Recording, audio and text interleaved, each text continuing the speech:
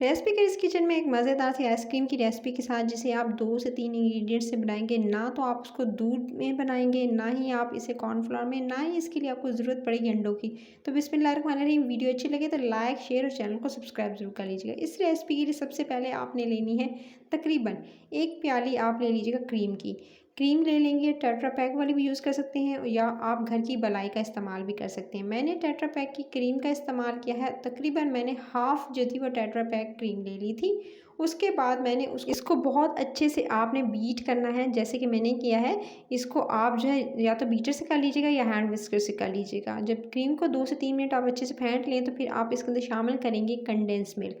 अच्छा, condense milk मैं half cup इस्तेमाल कर रही हूँ, हाफ़ जो प्याली होती है वो इस्तेमाल की है।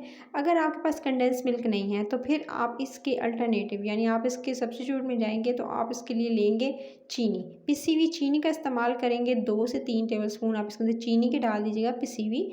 और अगर आप जो है कंडेंस मिल्क चाहते हैं कि उसकी रेसिपी जो है सिर्फ और सिर्फ 1 गिलास दूध से आप बना सकते हैं, तो उसकी रेसिपी मेरे चैनल पर अपलोड है, जाकर देख सकते हैं होममेड किस तरह से बना सकते हैं। बहुत ईजी सी रेसिपी है।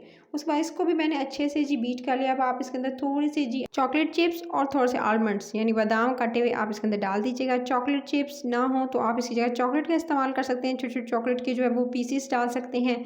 आलमंड्स डाल सकते हैं, या आप पिस्ताशियो डालना चाहते हैं, कोई से भी जो आपको ड्राई फ्रूट्स पसंद है, आप पिस्ते, बादाम, अखरोट जो डालना चाहते हैं इसके अंदर डाल सकते हैं। फिर जी आपने इसके अंदर फ्रूट्स ऐड करने हैं। फ्रूट्स की एक मिकदार और फ्रूट्स की क्वांटिटी भी अपने हिसाब से आप इसके अंदर ऐड कीजिएगा। मैंने आधी प्याली जो है इसके अंदर अंगूर ऐड किए हैं।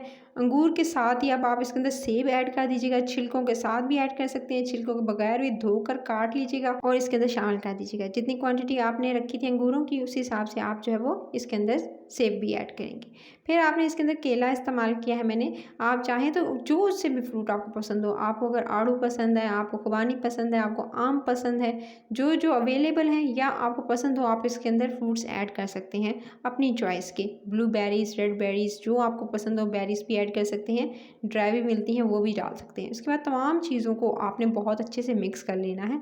ना तो इसके अंदर दूध जाएगा, ना ही आपको इसके अंदर कोई चूल्हे पे आपको इसको कुक करने की ज़रूरत है। जस्ट आपने मिक्स करना है। अच्छे से मिक्स कीजिएगा और मिक्स कर लेने के बाद चाहें तो इसके अंदर कोई सा भी फ्लेवर यानी अगर चाहें तो इसके अंदर जो है वो आप डाल सकते हैं। 1 से 2 ड्रॉप जो है आप वनीला एसेंस के डालना चाहें तो ऑप्शनल है, आप डाल सकते हैं। उसके बाद आपने इसको अच्छे से मिक्स करने के बाद किसी भी जिसमें आपने सेट करना है उस जार के अंदर या उस जो इसके अंदर मोल्ड के अंदर आप इसको सेट करेंगे।